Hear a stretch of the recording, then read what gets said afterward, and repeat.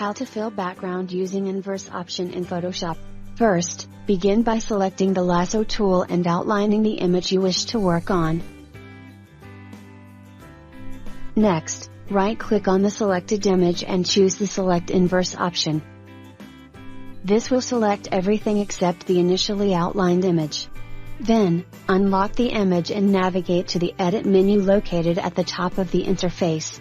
From there, select the Fill option, and ensure that the Content Aware option is selected. Finally, click OK to apply the Content Aware fill.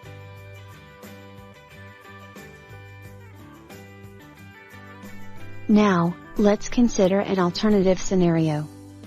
Start by selecting the Lasso tool and marking the image you want to edit. This time, there's no need to go to the Select Inverse option. Simply unlock the image and proceed to the Edit menu at the top of the interface. Choose the Fill option, and ensure that the Content Aware option is selected. Press OK to execute the Content Aware fill.